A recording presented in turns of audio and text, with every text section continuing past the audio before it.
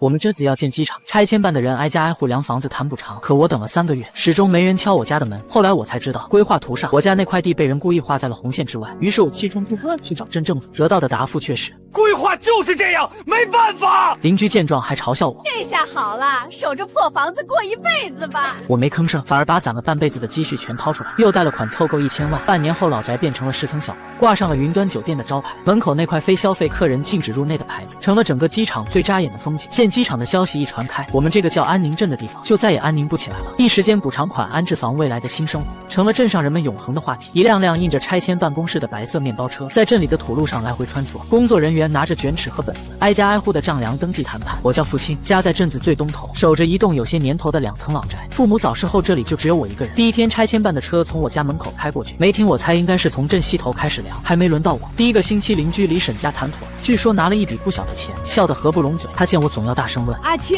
你家也快了吧？”我闻言笑着点点头。第1个月，镇东头的住户也开始陆陆续续签了约，很快镇子上的墙都写上了红色的拆字，唯独我家的墙依然是灰扑扑的，很干净。我心里开始发慌。又过了2个月，镇上大部分人家都搬走了。见状，一种不祥的预感在我心头蔓延。于是我来到镇政府，找到了镇长郑大钱，他正忙着打电话。见我推门进来，只是不耐烦地抬了抬眼皮。什么事儿？我上前问道。郑镇长，我想问问机场拆迁的事，为什么没有我们家？郑大钱闻言，这才慢悠悠放下手里的电话，从抽屉里拿出一张巨大的规划图，指了指。你自己看。我凑过去一看，心脏猛地一沉。只见规划图的拆迁红线像一柄锋利的刀刃，紧紧地贴着我家的院墙边缘划过，而我家那栋小楼像一个被遗忘的孤岛，孤零零地被甩在红线之外。我死死盯着那道红线，声音有些发抖。这是怎么回事？是不是搞错了？郑大钱语气冰冷，没有一丝温度。没有搞错，规划就是这样定的，我们也没办法。我忍不住追问，可是为什么全镇都拆了，为什么偏偏漏掉我们家？郑大钱顿时声音大了起来，带着不容置疑的官威。我说了，这是规划，上面专家的决定，我能有什么办法？行了，我还有会，你回去吧。他说完便径直走出了办公室。我刚踏进家门，迎面就撞见邻居李婶，正指挥着搬家公司的人一件件把家具往卡车上搬。他看到我失魂落魄的样子，脸上露出一丝幸灾乐祸的笑，开口问道：“阿青，去问了？”闻言我没说话，见我不吭声，他撇了撇嘴：“我就说吧，你家这位置怕是难喽，人家建机场，你这房子正好在边上，挡不了什么事儿，拆了还得赔你钱，多不划算。”这时，另一个邻居凑过来嘲讽道：“这下好了，以后全镇就你一户人家，守着这破房子过一辈子吧，周围全是机场，吵都吵死你。”李婶笑得更开心了，附和道：“可不是嘛，等我们都住上城里的新楼房，阿青还在闻飞机的尾气呢。”那些刺耳的笑声像针一样扎进我的耳朵，但我没有跟他们争吵，只是缓缓抬起头，静静地看着那栋陪伴我长大的小楼。最终搬家的卡车轰鸣着开走，我站在空无一人的街道上，拿出手机拨通了电话。喂，苏婉吗？是我，付清。电话那头传来苏婉温和的女声，她疑惑地问：“阿青，怎么想起给我打电话了？”我沉吟片刻说：“我想跟你咨询一下贷款的事。”苏婉是我从小玩到大的发小，大学读了金融，现在市里一家银行当客户经理。苏婉有些惊讶地问：“贷款？阿青，你遇到什么事了？”我语气平静地回答：“没事，我想把家里的老宅翻新一下。”苏婉更不解了，追问道：“翻新？现在我听说你们镇不是要建机场，全都要拆迁吗？”我把事情简单说了一遍。我们家不在拆迁范围内。电话那头沉默了片刻后，苏婉的声音带着一丝愤怒：“这不欺负人吗？规划图怎么可能这么巧，正好把你一家给绕过去？”我平静地说：“是不是巧合已经不重要了。”苏婉追问道：“那你打算怎么办？就准备守着那栋旧房子？”我看着窗外空旷的土地，一字一句地回答：“不，我要把它推倒重建。”闻言，苏婉沉默许久后说：“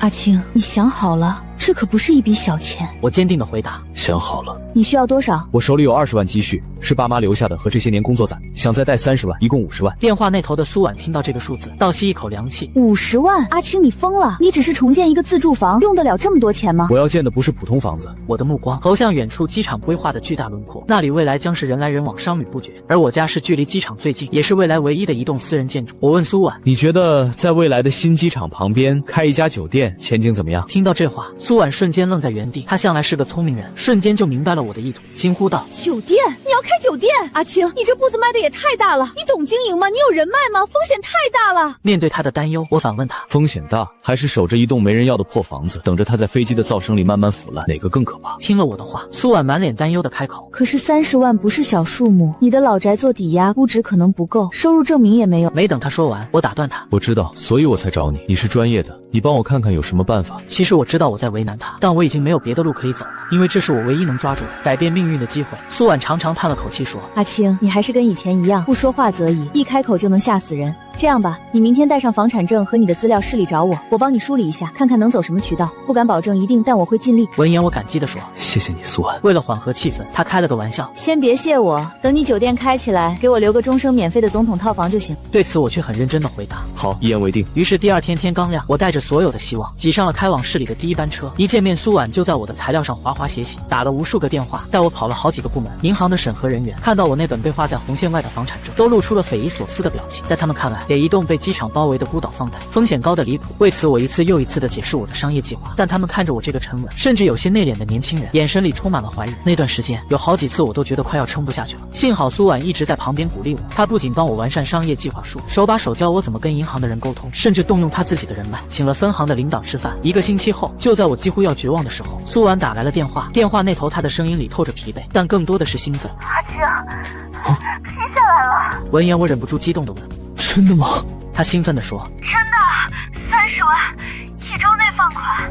我跟我们行长立了军令状，把你这个项目当成今年的重点创新试点项目来推，才说服了他。”我握着电话半天说不出话，眼泪毫无预兆地涌了出来，感激地说：“苏婉，谢谢你。”苏婉闻言笑着回应：“傻瓜，跟我客气什么？”我随即承诺道：“等我拿到钱就请你吃饭。”苏婉却笑着说：“吃饭就免了，你赶紧把你的酒店盖起来，我等着住总统套房呢。”挂了电话，我走到窗边，看着外面已经开始动工的巨大机场工地。1周后，我的手机收到一条短信：“您的账户已入账30万元。”看着那一长串的零，我不禁深深地吸了一口气，整整50万，这不仅是我的全部身家，也是我的全部赌注。我在心里对自己说：“父亲，你没有退路了。”我肯定地回答：“只能赢不能输。”拿到钱的第2天，我立刻联系了市里最好的建筑设计公司，雇佣了全镇最有名气的施工队。施工队的队长姓赵，是个实在人，看到我家的老宅，不禁挠了挠头。阿青，你这房子真要拆了重建？对，赵叔。赵队长接着又问：“拆了打算建成啥样？我可跟你说，这周围以后都是机场，你建个普通的房子住着也不舒坦啊。”我随即拿出一张图纸说：“赵叔，你放心，图纸我已经找人设计好了。”赵队长接过图纸后，只看了一眼，眼睛就瞪大了。我的乖乖，4层还要带地下室和观景楼台，你这是要盖个小洋楼啊？闻言，我平静地回答：“不是洋楼，是酒店。”赵队长顿时震惊地说：“天！”赵队长和身后的几个工人都惊呆了，脸上的表情跟当初银行的人一模一样。赵队长忍不住怀疑地问：“阿青，你没开玩笑吧？在这前不着村后不着田的地方开酒店？”我指着远处尘土飞扬的机场工地说：“以后这里就不是前不着村后不着田了，你看那里，以后会是安宁镇最热闹的地方。”赵队长看着我坚定的眼神沉默了，随后他盯着图纸看了半天，又抬头看看我家的位置，眼神渐渐变了。随后他一拍大腿，恍然大悟道：“我明白了。”阿青，你这脑子可以啊，这叫抢占先机。赵队长兴奋地接着说：“别人都觉得你这是个死地，但你要是真把酒店建起来，这就是个宝地啊！飞机上下来，人又累又乏，谁不想赶紧找个地方歇脚？你这酒店不就是他们睁眼看到的第一个选择吗？”我有些意外，赵叔竟然能这么快理解我的想法，于是我问道：“赵叔，你愿意接这个活吗？”赵叔当即把胸脯拍得梆梆响，爽快地答应：“接？为什么不接？这么有意思的活，打着灯笼都难找。你放心，图纸怎么画，我就怎么给你盖，保证给你盖得漂漂亮亮、结结实实。”推土机开进院子那天动静很大，一些还没搬走的邻居跑过来看热闹。当他们看到承载我童年记忆的小屋在推土机铁壁下轰然倒塌，都忍不住发出惊呼：“这父亲是真疯了！好好的房子说拆就拆，他想干嘛？”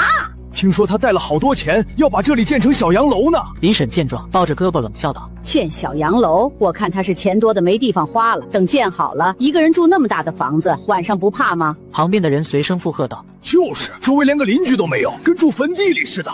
我看他就是死要面子活受罪，跟规划对着干，有好果子吃吗？”我对各种议论声充耳不闻，只是站在一片狼藉的废墟前，看着工人们工作。没多久，这里的动静惊动了镇长郑大钱，他坐在轿车里，摇下车窗，远远地看着他。大概没想到，不但没有哭哭啼啼的去求他，反而搞出了这么大的动静。接着，郑大钱隔着车窗喊我：“父亲！”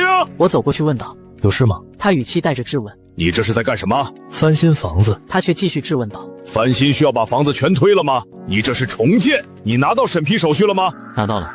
郑大钱没想到我把手续办得如此齐全，脸色变得很难看。他把文件扔还给我，声音透着威胁：“我提醒你不要乱来，机场建设是大事，你要是敢妨碍施工或者违规建筑，别怪我不客气。”我则收好文件，直视着他的眼睛：“放心，我的一切行为都在法律法规允许的范围内，我不会妨碍任何人。也请任何人不要妨碍我。”郑大钱大概没见过我这样强硬的态度，最终他重重地哼了一声，摇上车窗疾驰而去。我知道他今天来是来警告我，也是来试探我。接下来的日子，我几乎天天泡在工地上。很快，建筑的框架在空旷的土地上，以肉眼可见的速度一天天向上生长。第1个月地基和地下室完工，第2个主体结构封顶。终于，当最后一车混凝土浇筑在4楼的屋顶时，赵叔激动地放了一挂鞭炮。我站在刚刚成型的天台毛坯层上，俯瞰着脚下的土地，放眼望去，远处机场的轮廓也日渐清晰。我的酒店和未来的机场仿佛在进行一场无声的竞赛，看谁能更快地展现在世人面前。就在这天，我正在工地上和设计师商量外墙材料，一辆辆执法车呼啸着开了过来。车门打开下来，10几个穿着不同部门的制服的人，领头的是个中年男人，而郑大钱跟在他身后，脸上带着一丝难以察觉的冷笑。中年男声色俱厉地问：谁是这里的负责人？我走上前回答：我是。只见他晃了晃手里的证件说：我们是联合执法队，接到群众举报，说你们这里存在严重的违规施工，安全隐患巨大，还污染环境。闻言我心里一沉，知道麻烦来了。郑大钱站在一旁不说话，但那幸灾乐祸的眼神已经说明了一切。面对他们，我平静地回答：我们所有的手续都是合法的，施工也完全按照国家标准。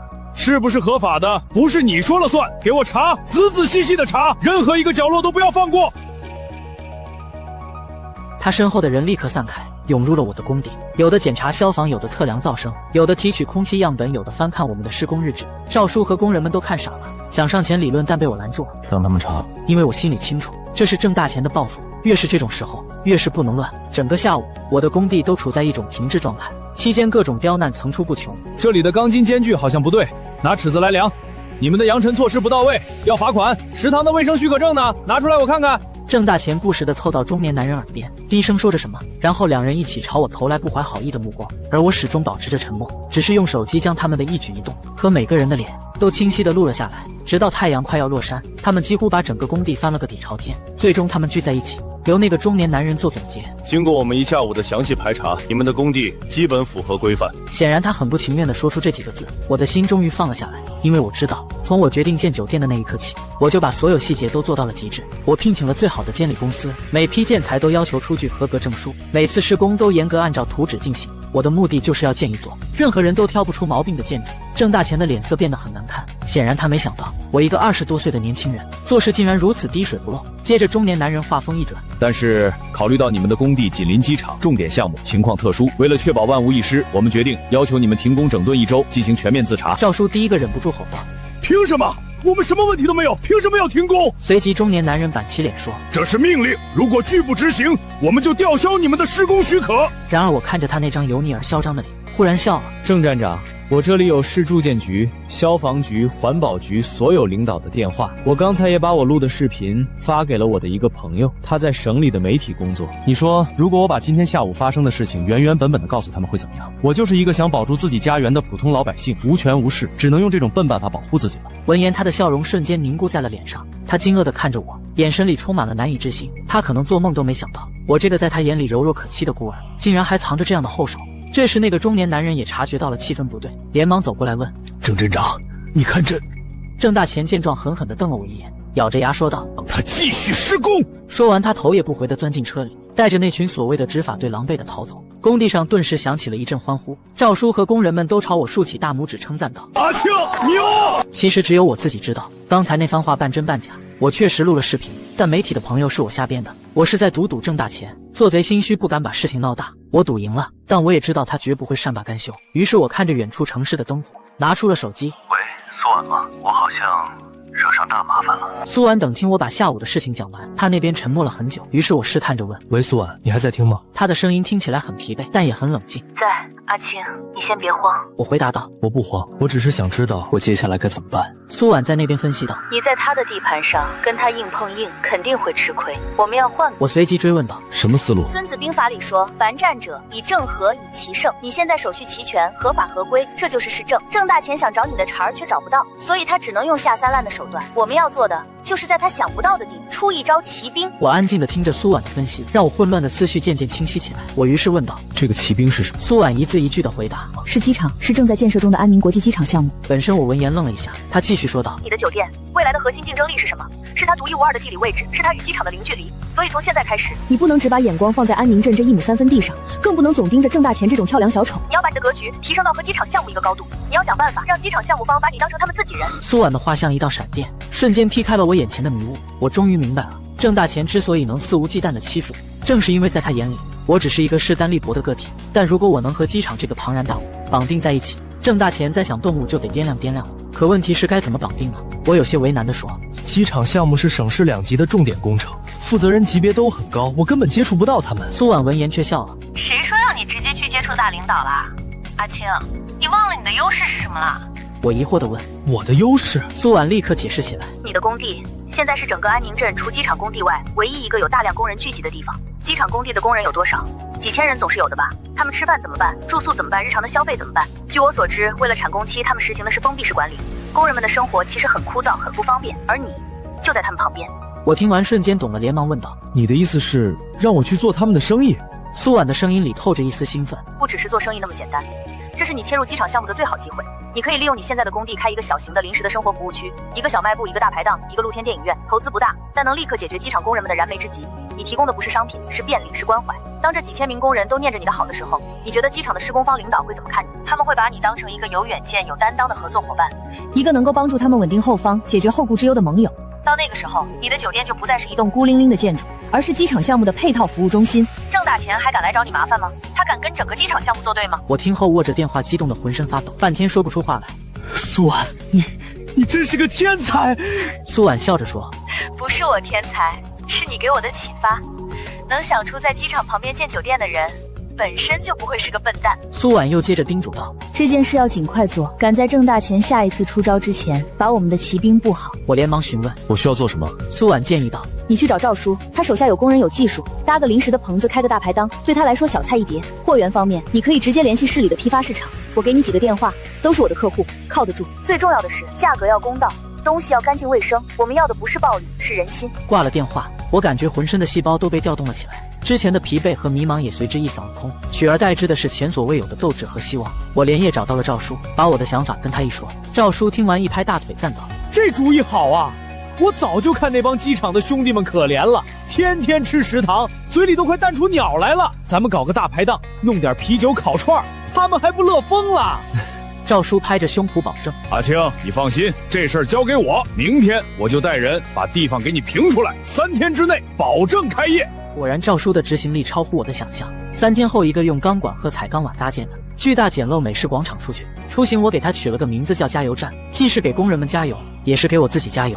与此同时，挣大钱的人一直在暗中监视，看到我们不盖酒店，反而搭起棚子，都一头雾水。很快，加油站大排档开业那天，我搞了个小小的仪式，我用红纸写了几个大字贴在门口：开业前3天所有菜品酒水半价。我还让赵叔派了几个工人去机场工地的门口发传单。傍晚时分，天还没完全黑，机场工地的下工铃声响了，成百上千的工人像潮水般从大门涌了出来，他们大多满身尘土，一脸疲惫。当他们看到我们这边灯火通明，闻到空气中飘来的烤肉和炒菜的香气时，都愣住了。有人好奇地问：那是什么地方？怎么那么热闹？好像是个吃饭的地方，叫什么加油站。有人提议道：走过去看看。第一个客人是个看起来很年轻的小伙子，脸上带着稚气。老板，你们这儿真的半价？我笑着回答：真的。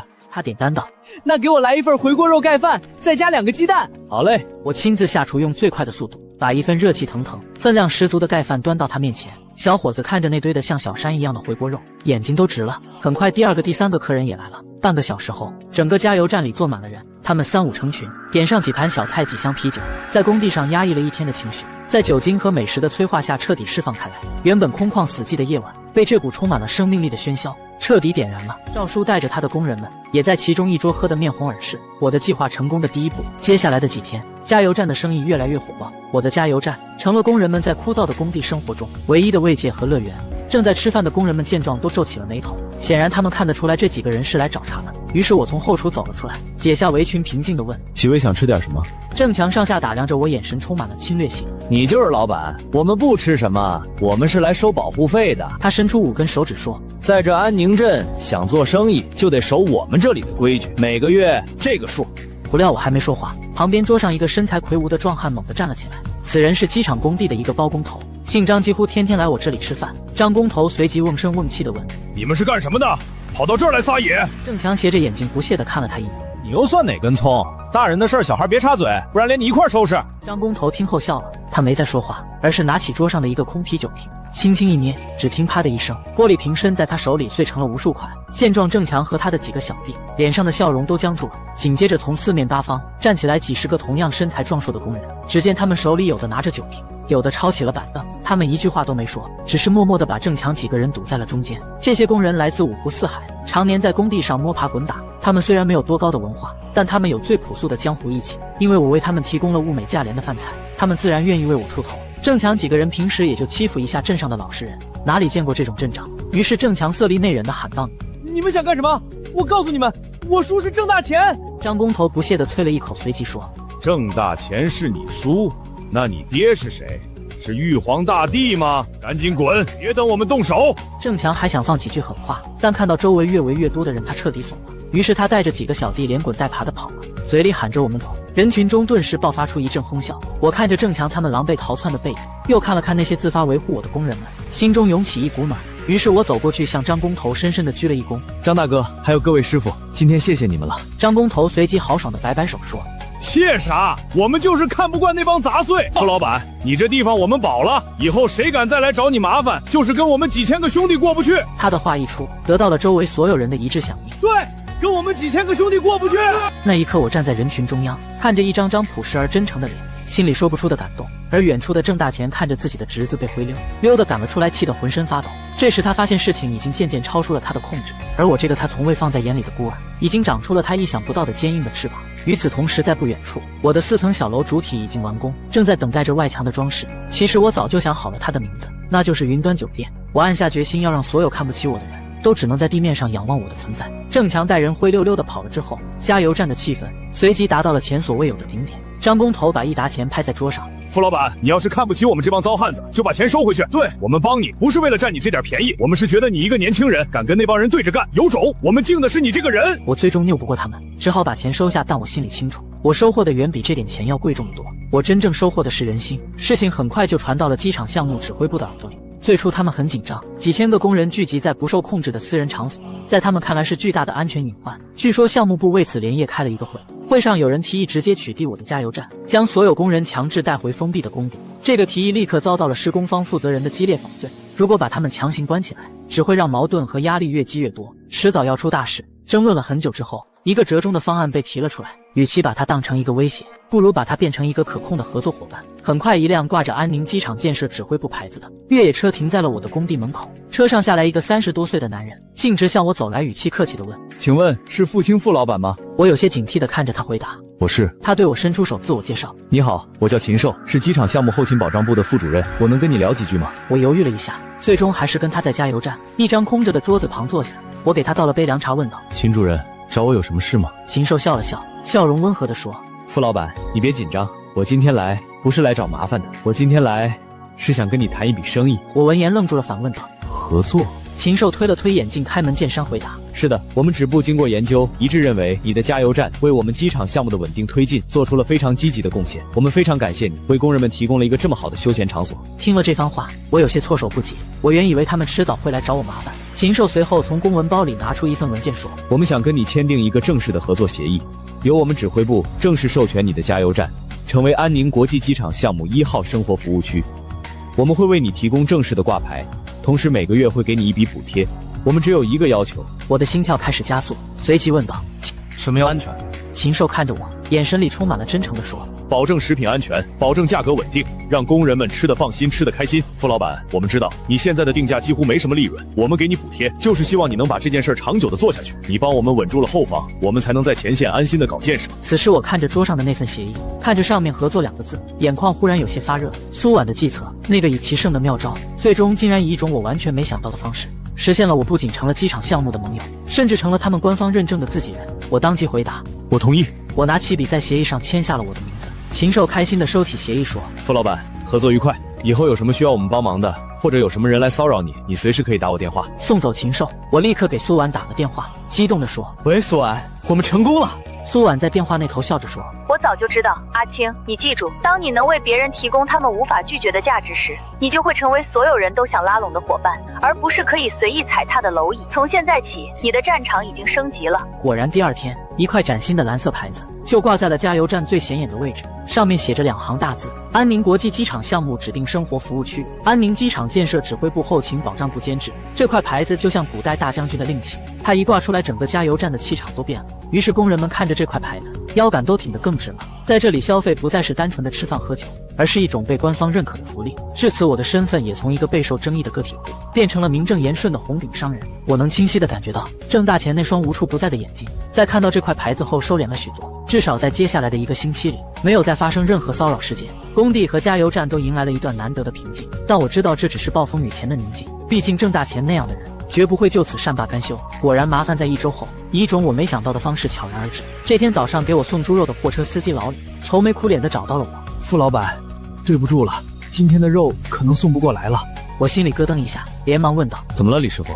老李点上一根烟，猛吸一口，叹了口气说：别提了，我今天凌晨去拉货，半路上被镇上的运管给拦了，他们说我违规要扣车罚款，我这车连额定残重的1半都不到，我跟他们理论，他们就说1万块罚款，不然就扣车1个月。闻言，我的心瞬间沉了下去。这绝对不是巧合，分明是郑大钱的新招数。他不敢再直接对我动手，就开始从我的上游供应链下手。老李紧接着又无奈地说：不只是我，今天早上给我们这片送菜的、送粮油的好几辆车，都在不同的路口被拦了，找的理由5花8门，什么尾气不合格，反正就是车中发的罚款扣车。现在镇上那些给我们送货的司机，没一个敢再往你这边跑了，他们都怕了。真是好一招釜底抽薪。要知道加油站每天要消耗大量的食材，一旦供应链断掉，不出2天就得关门。到了中午时分，食材短缺的影响就开始显现了。好几个工人想点的菜都因为没有人要，做不了了。虽然他们都表示理解，但我能看到他们眼神里的失望。见状，我心里焦急万分，于是我立刻给禽兽打了电话，把情况向他说明。禽兽在电话里勃然大怒：岂有此理！这简直是胡闹！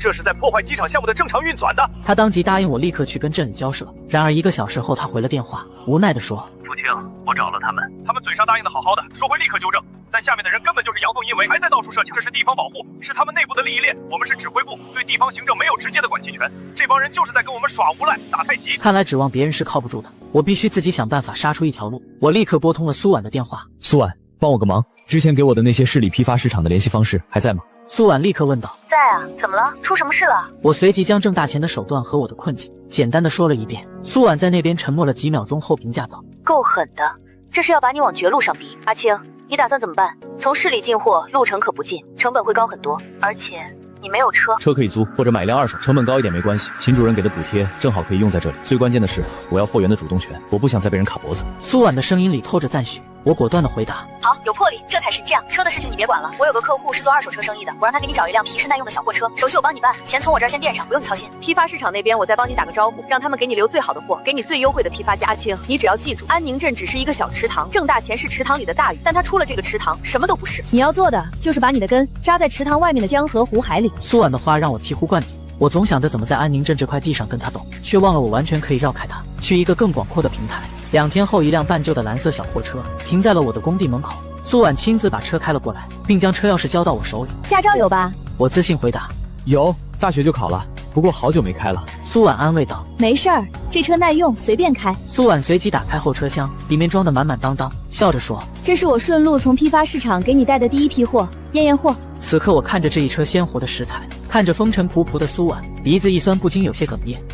苏婉连忙拍了拍我的肩膀说：行了，别煽情了，赶紧卸货吧，工人们还等着吃饭呢。等你酒店开业了，总统套房多给我留几间就行。那天晚上加油站的菜品比以往任何时候都要丰盛。当工人们得知这些菜是我亲自开车从几十公里外的市里拉回来的，所有人都震惊了。张工头端着1碗酒走到我面前，激动得满脸通红。傅老板，我老张这辈子没服过几个人，你算一个。冲你这份心，我们跟你干了。这加油站就是我们所有人的家，谁敢动我们的家，我们跟他没完。随即几百个工人齐声呐喊：所有人的家，谁敢动我们的家，我们跟他没完。此刻我知道郑大钱的釜底抽薪之计彻底破产了。他不仅没有打垮我，反而让我和这些朴实的工人们彻底绑在了一起。自从拥有了自己的货车和独立的供应链后，我的加油站彻底稳住了阵脚。我把全部的精力重新投入到了酒店的建设中。苏婉帮我找的设计师果然很有水平，他为我的酒店设计了一种现代简约的风格。在周围一片狼藉的工地背景下，它就像是从未来的城市里空降到这片土地上的一座艺术品。与此同时，我在禽兽的建议下开了一个小超市，卖一些香烟、零食和日常用品。此外，我还买了几台洗衣机提供洗衣服务。至此，我的加油站已经成了一个功能齐全的微型社区，完美的解决了机场工人们所有的后顾之忧。就这样，我的名声也通过这些工人的口传遍了整个机场项目。大家都知道，在工地旁边有一个叫父亲的年轻老板。这天我正在加油站里算账，禽兽忽然领着几个人走了进来，其中为首的是一个40多岁的中年男人，他身边还跟着2个年轻人，手里拿着笔记本和相机。禽兽随即热情地介绍：傅老板，给你介绍一下，这位是南方航空公司总部的项目拓展部经理陈默陈经理，机场未来的航线已经做前期考察的。闻言我心中一动，立刻伸出手站了起来。陈经理您好。陈默握住我的手，脸上带着商业化的微笑。傅老板久闻大名，秦主任一路上可没少夸你啊。我连忙谦虚地回答：陈主任过奖了。陈默随后开门见山地说：我们刚才在机场工地上转了一圈，然后我们就看到了你这栋非常有设计感的建筑。秦主任介绍说，这是一家即将开业的酒店，老板就是你吗？我肯定地回答：是的。闻言陈默随即发出请求：能带我们去参观一下吗？我立刻回答：当然可以。于是我放下手中的账本，带着他们走向我的酒店。途中陈默问了我很多问题，我的回答沉稳而清晰。当我带着他们走进还在装修的酒店大堂时，他们所有人都被震撼了。站在这里可以清晰地看到远处工地上一架架塔吊正在忙碌，不难想象在不久的将来，这里将看到一架架银色的飞机起飞降落，其视觉冲击力是无与伦比的。陈默不禁由衷赞叹：了不起，傅老板，你非常有眼光，在所有人都盯着拆迁款的时候，你看到了未来的价值。与此同时，他身后的助理一直在不停地拍照记录。随后我们走到楼顶的观景露台，站在这里，整个机场工地尽收眼底。陈默望着远方缓缓开口：我们航空公司的机组人员每次直飞任务都需要在落地城市进行休整，我们对协议酒店的要求非常高，安全性、私密性、便捷性缺一不可。你的酒店在地理位置上利用得天独厚的优势，它是离机场最近的，甚至比我们规划中的员工宿舍还要近。他随即转过头看着我，眼神里闪烁着晶莹的光。傅老板，你的酒店开业后有没有兴趣成为我们南方航空在安宁机场的机组人员指定下图酒店？闻言我的心脏猛地一跳。要知道跟航空公司签订长期的合作协议，意味着我的酒店还没开业就拥有了最稳定最高质量的客源，这无疑是我梦寐以求的事情。于是我强压住内心的激动回答：当然有兴趣。陈默闻言满意的点点头：很好，等你的酒店正式完工，我们会专业的团队过来进行评估，如果可以签订的战略谢谢陈经理。随后他从口袋里拿出一张名片递给我：保持联系。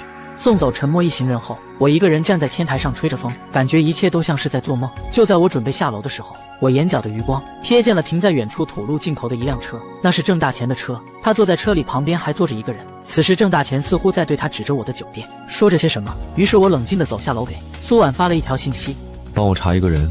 接着我用手机从天台上拉近焦距，拍了一张那2个男人的模糊侧影，补充道：坐在郑大钱旁边的那个穿西装的，我要他所有的资料，越详细越好。苏婉几乎是秒回：收到，有麻烦了。我回复道：可能是真正的麻烦了。放下手机后，我走到工地门口，对赵叔说：赵叔，帮我个忙。赵叔立刻回答：阿青，你说。我解释道：帮我找人做一块牌子，最好的木头，手工雕刻。赵叔好奇地问：写什么？于是我拿出纸笔，一笔一画地写下8个字：非消费客人禁止入内。赵叔看着这8个字愣了一下，随即笑着说：明白了，这是要给某些人立规矩啊！我这就去找镇上最好的木匠，保证给你做得明明白白。3天后，一块由整块花梨木雕刻而成的牌子立在了我酒店工地入口最显眼的位置。而这块牌子的出现，立刻引起了所有人的注意。那些来加油站吃饭的工人，路过时都会看上几眼，然后会心的一笑。显然他们都懂这块牌子是给谁看的。当然郑大钱自然也看到，他当然知道这非消费客人指的就是他和他带来的那个贵客。我这是在用最直接的方式告诉他们，我的地盘不欢迎你们的窥探。当天晚上，苏婉的电话就打了过来。阿青查到了，那个人叫季伯常，是市里华宇资本的老板。他最擅长的就是寻找那些有巨大潜在价值但存在弱点或纠纷的项目，然后用各种手段强行低价收购、包装转售后获取暴利。这些年被他搞的家破人亡的公司不在少数。苏婉说的每一个字都让我的心往下沉一分。我疑惑地问道：他怎么会和郑大钱混在一起？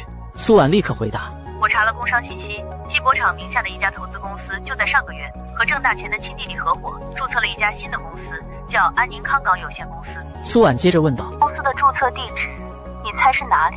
闻言我的脑子里轰的一声，回答道：是我家这里。苏婉的声音冰冷：没错，就是你家那块地的地址。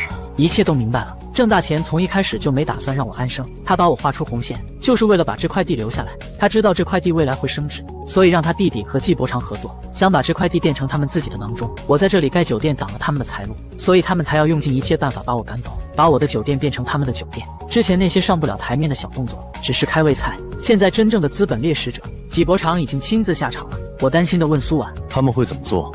苏婉接着回答道：季纪伯常的手段通常分3步：第一，舆论抹黑，把你搞臭，让所有人都觉得你是个麻烦，让你的合作伙伴动摇；第二，法律诉讼，用各种莫须有的罪名起诉你，拖垮你的精力和资金；第三，釜底抽薪，从你的资金链、你的团队下手，让你内部崩溃。等把你折磨的差不多了，他就会以一个拯救者的姿态出现，给你开一个你无法拒绝的侮辱性的低价，收购你的一切。我听着苏婉的分析，沉默了很久，随后缓缓开口：我明白了，既然他想玩，那我就陪他玩到底。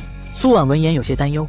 阿青，我对苏婉说：苏婉，你继续帮我盯着纪伯长和那家新公司所有的资金往来和动向，我要知道他每一步的计划。另外，南航那边我会尽快促成合作，我需要一个强大的官方的盟友来做我的后盾。还有，我的酒店必须以最快的速度完工开业，只要我开始产生现金流，我就能跟他耗下去。我一口气说完了我的计划。苏婉听后长长的舒了一口气。阿青，你真的长大了。我看着窗外那块禁止入内的牌子，是被逼的。这个世界不相信眼泪，你想要活下去，就必须变成一个比你的敌人更强悍的战士。纪伯常的攻击比我预想的来得更快也更猛烈。一夜之间，安宁镇本地的几个论坛，还有市里一些自媒体的公众号上，都出现了一篇篇措辞严厉的文章，标题起得耸人听闻。机场旁的违章毒瘤，谁给了他藐视规划的特权？一个青年的50万巨款从何而来？揭秘云端酒店背后的资本疑云。安全警报，距离跑道不足100米的酒店，或将成为未来航班的巨大隐患。文章里我被塑造成一个贪得无厌、背景神秘，为了钱不顾公共安全的钉子户，同时暗示我的贷款来路不正，甚至影射我与银行和机场方面有不正当的利益输送。婉和禽兽都被含沙射影地卷了进来。这些文章像病毒一样迅速在网上传播开来，镇上的人们本来就对我又嫉妒又好奇，现在更是议论纷纷。就说吧，他一个小伙子哪来那么大本事？背后肯定有人。这下好了，闹大了，看他怎么收场。李婶更是幸灾乐祸，在这里的微信群里转发这些文章，还添油加醋地说：这叫德不配位，必有灾殃。负面的舆论很快就传到了机场项目指挥部，禽兽第一时间给我打了电话，语气非常焦急。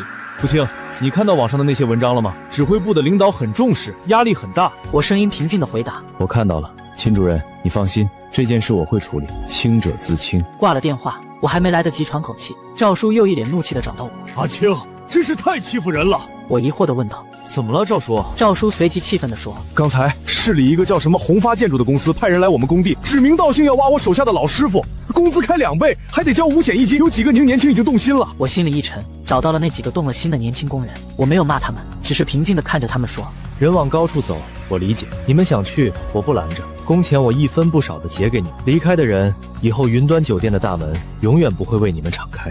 说完我转身就走，那几个年轻人站在原地面面相觑，最终谁也没有离开。他们或许不是最讲义气的，但他们不傻，他们能看出来谁才是真正做事业的人，谁只是来搞破坏的。赵叔的团队稳住了，但新的麻烦接踵而至。第2天我就收到了一张法院的传票，一家我从未听说过的环保科技公司，以建筑噪声及光污染严重，影响其公司精密仪器运行为由，向我索赔100万元，并要求我的酒店立刻停工。而这家公司的注册地址就在几公里外的一片荒地上，那里连个鬼影子都没有。这是赤裸裸的恶意诉讼，目的就是为了拖住我，耗光我的钱。我不得不花钱请律师准备应诉，我的资金本就捉襟见肘，现在又多了一笔庞大的开销。我每天只能睡3-4个小时，白天要处理工地的事情，安抚工人的情绪，跟律师开会，晚上要亲自开车去市里进货，回来还要看加油站的生意。巨大的压力让我几乎要窒息。我第一次对自己产生了怀疑，我的对手是一个拥有庞大资本和专业团队的金融巨鳄，而我只有一个小小的团队和一腔孤勇。就在这时，苏婉打来了电话。阿青，别怕，我都知道了。纪伯常的这3板犬是他惯用的手掌，很多人都在这里倒下了，但是你不会。你现在去加油站外面看看。闻言，我擦了擦眼泪，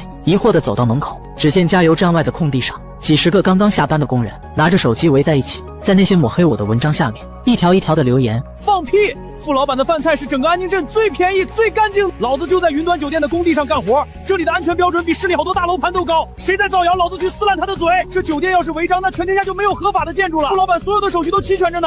支持傅老板，干倒那帮背后捅刀子的坏人。他们的言辞很粗俗，甚至带着脏字。他们只知道谁对他们好，他们就要为谁出头。看着他们，我的眼泪又一次涌了出来。这一次是因为感动，我突然明白了。纪伯常有钱有团队有手段，但我有他永远不可能拥有的东西，我有明星。我吸了吸鼻子走上前去。张大哥，各位师傅。张大哥看到我咧嘴一笑，谢谢你们。谢啥？我们就是看不惯那帮孙子欺负好人。另一个工人接着说，傅老板别怕，我们几千个兄弟都站在你这边，他们敢动你一根汗毛，我们就敢把他们的老巢给平了。我看着他们一张张朴实而坚毅的脸，心中的迷茫和恐惧一扫而空。我重新站直了身体，拨通了南航陈默经理的电话。陈经理你好，我是付清。网上那些关于我的谣言，想必你也看到了。我不想做无谓的解释，我只想邀请您和您的评估团队随时来我的酒店进行实地考察。另外，我想跟您赌一把，如果评估合格，我希望我们能立刻签约。作为回报，前3年的合作费用我给您打8折。如果评估不合格，我为您团队所有的差旅费用买单。我赌的是我的信誉，也是我的未来。我的这通电话让陈默感到了极大的意外。傅老板，你很有魄力，我欣赏有魄力的人。这样吧，3日后我会带我们最专业的团队过去，我希望你不会让我失望。我回应道，一言为定。挂了电话，我立刻找到了赵叔。赵叔，我们必须在3天内让酒店具备接待评估团队的条件。我把剩下的所有资金都砸在了这次冲刺上，把酒店最核心、最能体现价值的部分完美的呈现在他们面前，放弃了那些耗时耗力的精细装饰。我告诉所有人，我们不是在装修，我们是在战斗。工人们的热情被我彻底点燃，张工头他们更是主动请缨，下班后也不休息，直接来我的工地帮忙。几千人的机场工地和我的酒店工地形成了奇妙的联动。白天他们在机场挥汗如雨，晚上他们在我这里点着临时的探照灯，继续挑灯夜战。整个工地24小时灯火通明，人声鼎沸。这股不要命的劲头让所有人都感到震惊。3天后，当南航的评估团队在陈默的带领下再次来到我的酒店时，他们所有人都被眼前的景象惊呆了。仅仅几天不见，这栋建筑已经焕然一新，核心区域已经呈现出5星级酒店的雏形。我带着他们走上顶层的观景露台，这里已经摆上了舒适的户外桌椅。我邀请道：“陈经理，请坐。”我为他们每个人都泡上了一杯热茶，介绍道：“这里未来将是我们云端酒店的机场讲官行政酒厅，每一位入住我们酒店的南航机组成员都可以在这里享受顶级的视野和最放松的环境。”陈默端着茶杯，看着远处巨大的航站楼，眼神里充满了震撼。他身后的团队成员则拿着各种仪器，在酒店的各个角落进行着严苛的测试。我的心一直悬在嗓子眼。1个小时后，所有测试完成。一个戴着眼镜的技术负责人走到陈默身边，递给了他一份刚刚出炉的报告。陈默接过报告，仔仔细细地看了起来。他看得非常慢，我的手心也全是汗。终于他放下了报告，目光锐利地看着我。傅老板，我必须承认，你创造了一个奇迹，无论是建筑质量还是设计理念，你的酒店都超出了我们的预期，尤其是隔音处理，室内噪音控制在40分贝以下，这非常了不起。闻言，我的心终于落回了肚子。为了这个隔音效果，我们放弃了那些耗时耗力的精细装饰。现在看来，这一切都是值得的。随即沉默，话锋一转：“但是你的酒店目前只是半成品，很多配套设施尚未完善，这不符合我们的合作承诺。”我深吸一口气，正准备说出我的备用计划，沉默却笑了：“但是我个人非常看好你的未来，所以我决定也跟你赌一把。”说完，他从公文包里拿出2份文件，一份是酒店合作意向书，另一份却是一份私人的天使投资协议。沉默解释道：“这一份意向书我们可以先签，它代表了南航的官方态度，可以帮你抵挡很多外部的压力。”说完，他又把第2份文件推到我面前。至于这份投资协议，这是我个人以我妻子的名义投资你的酒店100万，用来帮你度过眼前的难关，把酒店彻底完善起来。我不要你的股份，就当我借给你的，等你酒店盈利了，再连本带息还给我就行。我做梦都没想到他会以这种方式来支持我，颤声问道：“为什么？”沉默喝了一口茶，目光悠远说：“因为我在你身上看到了我年轻时的影子，一无所有却敢于向全世界宣战，这样的年轻人不多了。我不想看到你的梦想被那些肮脏的资本扼杀在摇篮里。”我眼眶一热，站起身向他深深地鞠了一躬，说：“陈经理，谢谢您，我父亲在此立誓，绝不负您的信任。”那天下午，在我的半成品酒店天台上，我签下了那份价值100万的协议。就在我落笔的那一刻，我收到了苏婉发来的信息：季伯常开始在2级市场上恶意收购我们银行的股票了，他要逼我下台。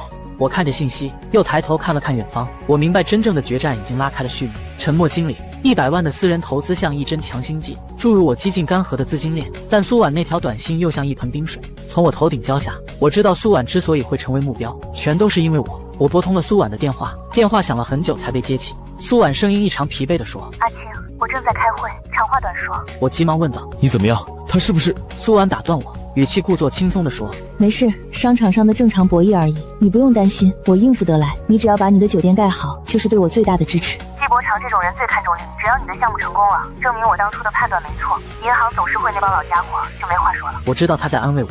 季伯常在用他雄厚的资本向整个银行施压，目的就是逼他们牺牲掉苏婉这个审批人。我对着电话轻声说：“苏婉，对不起。”电话那头沉默了片刻，安慰道：“我们是朋友，我帮你不是投资，是信任。别想那么多，按计划走。记住，你赢了，我们所有人才会赢。我先挂了，有事再联系。”挂掉电话，朋友信任这2个词像千斤巨石压在我的心上。我不能输，不仅是因为我的酒店，还有苏婉的前途和沉默的信任。我回到工地，赵叔和工人们正在焦急地等待接人，看到我都关切地问道：“阿青，南航的人怎么说？”我收起所有的情绪，脸上露出笑容说：“他们很满意。”他们会跟我们签合作意向书。工地上响起一片欢呼。这几天的辛苦终于有了回报，我看着他们脸上质朴的笑容，当场宣布这个月所有参与抢工的工人工资翻倍，来帮忙的机场工人每个人发1000块的红包。第二天，陈默就把100万的投资款打到了我的账上，同时南航的法务部也发来了盖好章的合作意向书扫描件。有了南航的官方背书，那些说我背景神秘、违规建设的谣言不攻自破。随即我给禽兽打了个电话，秦主任，我想借机场指挥部的名义办一个新闻发布会。禽兽愣了一下问，新闻发布会关于什么？我立刻解释道，云端酒店的正式亮相，以及我们和机场、南航的3方合作展望。我要邀请市里甚至省里所有主媒体的记者都过来，当着所有人的面把建酒店的来龙去脉说清楚，还要把南航的合作意劝书和所有合法手续公之于众。禽兽立刻明白了我的意图，你是想借力打力，彻底扭转舆论？我一字一句的回答，是的，我不想再跟他们玩捉迷藏的游戏了，我要把所有牌都摊在桌面上。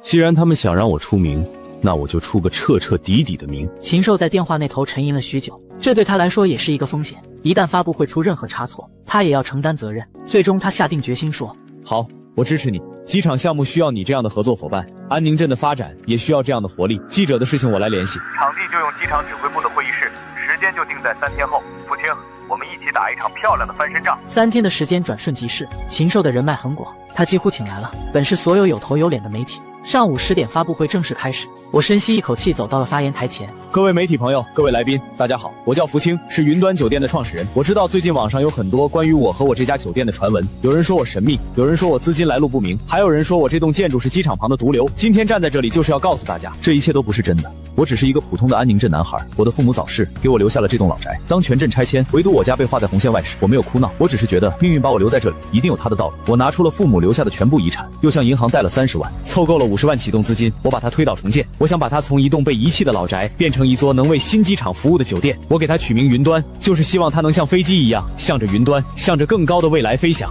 我的声音很平静，没有刻意煽情，是在陈述一个事实，一个年轻人如何靠自己的力量守护家园，追逐梦想的故事。台下渐渐安静了下来，很多记者都放下了手中的笔，静静地听着。我继续说道，我的资金每一分都干干净净，为我提供贷款的银行朋友，现在正因为他的专业和正直，遭受着不白之冤。我看向台下的苏婉，她坐在一个不起眼的角落里，眼眶有些发红。我的建设每一个步骤都合法合规，为我监督工程质量的是机场指挥部的秦主任。禽兽对我点点头，目光里充满了鼓励。我的未来也绝不是什么毒瘤，因为我已经和南航的陈默经理达成了初步的战略合作。我转身指向身后的背景板和那份挂在墙上的合作意向书，未来这里将成为南航机组人员最温馨的港湾。话音刚落，全场瞬间哗然。南航的官方合作，这绝对是今天最重磅的新闻。所有质疑在这份文件面前都显得苍白无力。我指向第一排的赵叔和张工头，他们坦荡回应道，我没有什么神秘背景，只有一颗想为家乡做点事的心。支撑我的就是身后这片我热爱的土地，就是支持我的各级领导，就是信任我的合作伙伴，就是和我一起流血流汗的工友们。随后发布会进入了记者提问环节，一个男记者站起来，尖锐地提问道，傅先生，您刚才提到您的银行朋友因您遭受打压，据我所知，近期有一家叫华宇资本的公司正在对您朋友所在的银行进行恶意收购，而网上抹黑您的几家自媒体背后也有华宇资本的影子。您认为这是针对您的恶意商业行为吗？全场的目光都聚焦在了我的身上。我沉默片刻后，清晰地回应，这个世界上有2种人，一种人看到价值会想办法创造它、守护它；另一种人看到价值只会想到掠夺它、摧毁它，然后占为酒店，欢迎所有创造者，但永远会对那些贪婪的掠夺者关上大门。我相信阳光之下，所有阴谋诡计最终都会无所遁形。我的话音刚落，全场响起了雷鸣般的掌声。当天下午，关于云端酒店的新闻就席卷了市里所有媒体的头版头条。我的形象从一个备受争议的钉子户，变成了一个充满传奇色彩的创业先锋，一个独立坚韧、敢于向不公、命运和资本说不的优秀青年。可就在发布会结束的第2天，麻烦就来了。早上，赵书急匆匆地跑来找我喊道，阿青，不好了，酒店停水了。我心里一沉，问道，怎么回事？水费我们不是按时交了吗？赵书立刻回答，交了，但是镇上的自来水厂说我们这片区域的主管道要减续1周。这是种地头蛇最惯用的下三滥手段。没有了水，酒店最后的装修工程就得全部停下来。更要命的是，加油站也无法正常营业了。我立刻想到了禽兽，但是我还没来得及给他打电话，一个意想不到的人却找上了门。他自我介绍道，我叫王卫国，曾经是宏图集团的董事长。宏图集团这个名字我有些耳熟，好像是市里曾经非常有名的一家本土房地产公，但几年前听说因为资金链断裂，一夜之间就破产了。王卫国看着我眼神复杂，我今天来是想跟你说件事，那个把你逼到绝境的华宇资本老板季伯成，也是用同样手段搞垮我的人。我立刻意识到眼前这个人不是敌人，是我天然的盟友。我好奇地询问道：“王董事长，到底是怎么回事？”王卫国随即陷入了痛苦的回忆。我开发一个大型商业综合体，就跟现在的你一样，投入了所有的身家。可就在项目即将完工的时候，纪伯常出现了。随后，他像救世主一样出现，用不到30%的价格收购了我所有的股份和那个即将完工的项目。我从一个亿万富翁，变成了一个负债累累的穷光蛋。王卫国的故事和我正在经历的一切何其相似，只是他的结局比我惨烈得多。王卫国从公文包里拿出一沓厚厚的资料说：“这些年我一直在收集他的罪证。纪伯常这个人行事狠辣，但过于自信，他很多见不得光的交易都留下了都是通过一家在海外注册的空壳公司进行。他以为神不知鬼不觉，但他当年帮他操作这一切的人，现在是我安插在他身边的。这里有他偷税漏税的证据，有他非法转移资产的记录，还有他行贿关系，任何一条都足以让他万劫不复。”我看着那沓资料，呼吸都变得急促起来。这哪里是资料，这分明是一把明知纪伯长于死地的利刃。我急切询问道：“王总董事长，你有这些东西，为什么不举？”王卫国苦涩地摇了摇头回答：“没用的，我试过，但纪伯长的关系网太硬，我一个破产的老头子根本掀不什么风浪。这些材料递上去，都石沉大海。”说完，他抬起头，目光灼灼地看着我说：“但是你不一样，你的背后站着机场项目和南方航空，你有他们没有的关注度，有他们无法忽视的影响力。这把刀在我手里只是一块废铁，但在你手里，它或许能斩断恶龙的头颅。”我接过那沓沉甸甸的资料，手在微微发抖。我明白了，王卫国不是来寻求我的帮助，他是来把他复仇的希望托付给了我。就在这时，禽兽给我打来了电话。父亲，停水的事情我已经知道了，我刚跟市里的领导通过气，市长很生气，亲自过问了这件事。你放心，最多半个小时，水电都会恢复正常。另外，市纪委的调查组已经进驻了安宁镇，第一个要约谈的就是郑大钱。我握着手里的资料，听着电话里禽兽的声音，心中百感交集。我知道反击的时刻到了。我抬起头，目光无比坚定，郑重承诺道：“这把刀我接下了，我向你保证，正义或许会迟到，但绝不会缺席。”市纪委调查组进驻安宁镇的消息比停水通知传得更快。郑大钱被叫进去谈了整整5个小时。他出来的时候，曾经不可一世的官威荡然无存。半个小时后，我工地的水龙头里重新流出了清澈的自来水。晚上，我把自己关在办公室，将王卫国给我的那份资料仔细地看了一遍又一遍。纪伯常的罪恶远比我想象的要触目惊心，偷税漏税、非法转移资产、行贿，每一项都足以让他牢底坐穿。但我知道，仅仅把这份资料交给纪委是不够的。纪伯常的根基太深，关系网太复杂，我必须用一种让他无法挣扎、无可辩驳的方式将他彻底钉死。于是我拨通了苏婉的电话，说：“苏婉，我需要你帮我联系一个绝对可靠且有足够影响力的省级媒体。”苏婉立刻明白了我的意图，问道：“你想引爆他？”我看着窗外，郑大钱的办公楼在夜色中一片漆黑，回答：“不，我是要审判他。”省电视台焦点追踪栏目的一个制片人，他是我大学学长，为人正直，最恨资本市场的黑幕。他们栏目是全省收视率最高的深度调查节目，被他们盯上的人非死即残。我确定道：“就他了。”我从那沓厚厚的资料里抽出了一页纸，那是一份纪伯常通过海外空壳公司操纵股价非法获利近1亿元的清晰记录。我没有把所有的底牌都亮出来，对付纪伯常这样的老狐狸，必须像剥洋葱一样，一层一层的剥掉他的伪装，让他感受到那种无尽的折磨和恐惧。我用加密邮件把这份资料发给了那个叫焦点追踪的栏目组，我没有署名，只在邮件的末尾写了一句话：“这只是一个开始。”2天后，省电视台的焦点追踪节目准时播出。这一期的标题极具冲击力：100亿资本黑幕，纪伯常的隐秘财富帝国。节目以一种悬疑片的节奏，通过详实的数据和匿名的专家采访，将我提供的那份证据抽丝剥茧，清晰地呈现在了全省几百万观众的面前。主持人用冰冷的语调质问：“我们的资本市场为何会成为某些人无法无天的提款机？我们的监管体系为何会对这样的违法行为视而不见？”我知道纪伯常的末日开始了。当晚，华宇资本的官网被愤怒的股民刷到瘫痪。第2天，华宇资本的股票开盘即跌停，巨大的卖单像瀑布一样封死了所有出逃机会。纪伯常的手机被打爆，质问的、谩骂的、宣布撤资的、要求解约的。他苦心经营多年的商业帝国，在短短1个周末之后，开始出现了崩塌的迹象。而压垮骆驼的最后一根稻草，来自安宁镇。郑大钱在被隔离审查的第3天，终于扛不住压力，把纪伯常供了出来。包括他是如何伙同纪伯常想侵吞我的土地，包括他收了纪伯常多少好处，帮他做了多少见不得人的事。调查组很快就查到了他和纪伯常弟弟合开的那家安宁空港服务有限公司。最后，郑大钱被正式移交司法机关。这晚加油站已经提前收摊，工人们也都回到了宿舍。我因为要核对一批新到的装修材料的账目，留在了办公室。赵叔不放心我一个人，也陪着我留了下来。赵叔看着窗外瓢泼的大雨，担忧道：“阿晴，这天不对劲，怕是要出事。我也感到莫名的烦躁。就在这时，办公室的门被猛地撞开，一个负责值夜的保安冲了进来，惊恐地喊道：“窦老板，赵队长，不好了，来了一帮人，都拿着家伙，见东西就砸，见人就打，我们拦不住啊！”赵叔闻言，蹭的一下站了起来，抄起墙角的铁锹怒骂：“他真敢来送死！”我心里一沉，又迅速冷静下来，对赵叔吩咐：“赵叔，报警！”保安颤抖地说：“来不及了，他们把我们的手机都给砸了，看样子他们是想把整个工地都给毁了。”我立刻意识到，纪伯常这次是动真格的，他们不是街头混混，而是职业暴徒。他们的目的就是要造成最大的破坏，引发最严重的安全事故。一旦工地被毁或者出了人命，我的酒店项目就将彻底万劫不复。我当机立断地说：“赵叔，你带人守住大门，不要跟他们硬拼，拖住他们。”阿晴，那你呢？我去找救兵。我来到外面，听到酒店大楼那边传来了刺耳的打砸声和嚣张的叫骂声，十几个黑影拿着砍刀和铁棍，正在疯狂地破坏着我刚刚安装好的玻璃幕墙。突然，一道刺眼的车灯从我身后亮起，一辆没有牌照的黑色面包车飞快地朝我冲了过来。他们想撞死我，我的大脑一片空白。电光火石之间，张工头猛地从旁边扑了过来，一把将我推开。老板，快走！张工头的身体像一个破麻袋一样被撞飞出去，那辆面包车没有丝毫停留，继续加速，消失在雨夜中。我撕心裂肺地喊着，连滚带爬地跑到他身边：“张大哥！”他虚弱地看着我，却还在对我笑。快走！我的眼泪和雨水混在一起，模糊了视线。我不能走，我走了赵叔他们怎么办？我走了，张大哥的血就白流了。一股从未有过的愤怒和杀意从我的心底疯狂地涌了上来。我抬起头看向那些还在打砸的暴徒，我的眼神冰冷得像南极的寒冰。我没有上我自己的车，我转身冲向了工地角落里那台闲置的推土机。张工头之前就教会了我开这台，大家伙我发动了它。钢铁巨兽在雨夜中苏醒，发出了震耳欲聋的咆哮。所有的暴徒都被这突如其来的轰鸣声吓到。我驾驶着推土机，缓缓的却带着不容抗拒的威压碾压过去。一个暴徒惊恐大叫：“疯子！他是个疯子！”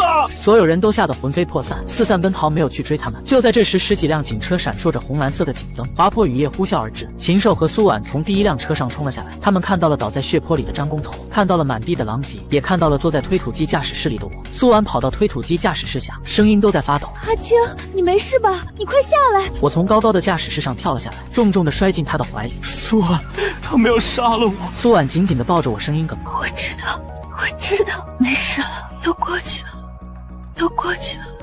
我知道没有过去，我和纪伯常之间从今晚开始不死不休。张工头被送往了市里最好的医院，医生说他失血过多，左腿骨折需要立刻手术，但没有生命危险。我守在医院的走廊里，脑海里不断回放着张工头被撞飞的那一幕。苏婉脱下自己的外套披在我身上，禽兽则在一旁不停地打着电话。陈默经理也知道了，他动用了南航的关系，向省里施压，要求必须一查到底，严惩不贷。纪伯常的这一记重拳虽然让我付出了惨痛的代价，但也彻底打碎了所有的规则和默契。他把自己推到了所有人的对立面，警方连夜展开了行动。那十几个打砸的暴徒很快就在出城的各个路口被抓获，撞伤张工头的那辆无牌面包车也在一个废弃的采石场被找到。审讯进行得异常顺利，在确凿的证据和巨大的压力面前，这些亡命之徒很快就把他们的雇主供了出来，是纪伯常最信任的助理，也是他所有脏活的执行者。当警察找上门时，那个助理选择了畏罪自杀，他以为这样就能金蝉脱壳，他太小看我了，也太小看王卫国交给我的那份资料。我走到苏婉和禽兽面前说：“苏婉，帮我联系焦点追踪的那个制片人；禽兽，帮我约市纪委的领导。”第二天上午，我将王卫国给我的那份完整的资料复印了2份，一份我亲自交到了省电视台焦点追踪栏目组，另一份我交给了市纪委的最高负责人。紧接着，一场席卷全省的金融界和官场反腐风暴就此拉开序幕。焦点追踪栏目组用了1个星期的时间，制作了一期长达1个小时，到了历史新高。很快，纪伯常的保护伞被连根拔起，失去了所有的庇护。税务部门、证监会、公安机关一拥而上，纪伯常旗下所有的资产被冻结，华宇资本被彻底查封。一个曾经叱咤风云的资本帝国，在短短几天之内轰然倒塌，灰飞烟灭。尘埃落定后，所有帮助过我的人都来了。我看着远处已经正式通航、一派繁忙景象的安宁国际机场，没有发表什么慷慨激昂的演讲，只是深深地鞠了一躬。谢谢大家，云端之上，有我，也有大家。酒店的顶楼还是那个观景露台，只是如今它已经变成了全安宁镇最昂贵也最美丽的风景。苏婉走了过来，递给我一杯香槟，笑着调侃我：“现在像个成功人士了。阿青，你知道吗？你做的已经不仅仅是建一家酒店了，你改变了这个地方，也改变了很多人。”我笑了，看着我的酒店里灯火辉煌，宾客盈门。我知道那个被遗弃的孤儿终于找到了自己的归宿。纪伯常的继任者是一个从市里空降下来的中年干部，名叫赵福明。我以青年企业家代表的身份参加了安宁镇未来的发展规划研讨会，会议开了一整个上午。赵福明在会上毫不吝啬地夸奖我：“副总的云端酒店为我们开了一个好头，他证明了在安宁镇这片土地上，只要有眼光、有魄力，就一定能长出世界级的果实。我们接下来的所有规划都要向云端酒店看齐。我们要把这里变成一个吸引投资的热土，一个让所有人才都愿意留下的家园。会议结束时，赵福明握着我的手，真诚地说：“副总，过去是镇里对不起你，未来镇里需要你的引领。如果你有什么需要帮忙的地方，随时开口，我们一定全力支持。”我看着他眼中闪烁的光芒，我知道安宁镇的春天真的来了。酒店的生意蒸蒸日上，除了南航，其他航空公司的机组也开始慕名而来，寻求合作各种商务会议、行业论坛也纷纷选择在我的酒店举办。到云端去开会成了市里商界一种新的时尚，而我一手打造的加油站也没有被遗忘。我把它进行了升级改造，变成了一个半开放式的美式广场，它依然保持着亲民的价格和江湖的气息，成了机场地勤人员和周边居民最爱去的宵夜圣地。赵叔被我正式聘请为酒店的工程部总监，负责所有设施的维护管理。他们成了各个岗位上的技术骨干，他们每个人都穿上了崭新的工服，成为一家5星级酒店的正式员工。王卫国也来看我，一见面就向我深深的鞠了一躬。副总，谢谢你，是你给了我第2次机会。我连忙扶起他。王叔，您言重了，我只是做了我该做的事，是您给我的那把刀，才让我有机会斩断黑暗。他告诉我，他准备用拿回来的钱成立一个法律援助基金，专门帮助那些像他和我一样被资本欺凌过的创业者。他拍着我的肩膀，欣慰地说：“我斗不动他们了，但接下来这个世界终究是你们的。”我送他离开酒店，看着他那不再佝偻重新挺直的背影消失在人群中，我知道一个旧的时代已经落幕，酒店的运营一切都井井有条。我终于有了一些属于自己的时间。我做的第一件事是把张工头从普通病房转到了市医院最好的 VIP 康复中心，所有的费用都由我来承担。我去看他的时候，他正躺在病床上，看到我来，他激动的差点从床上坐起来，说：“傅老板，你怎么来了？我这点小伤哪用得着你亲自跑一趟？”我把一束鲜花放在他的床头，说：“张大哥，你这可不是小伤，你是在替我玩命。医生说了，你的腿恢复得很好，但还需要很长一段时间的康复治疗，你就安心在这里养着，什么都不用想，工资照发，医药费我全包。”这个从不叫苦的北方汉子，此刻像个孩子一样哽咽着说：“傅老板，我老张值了。”我拍了拍他的肩膀，说：“以后换我来保护我们的家。”从医院出来后，我接到了苏婉的电话。苏婉负责的云端酒店贷款项目在总行声名大噪，非但没有受到处分，反而得到了破格提拔。他成了他们银行历史上最年轻的支行行长。他在电话里笑着说：“副总，晚上有空吗？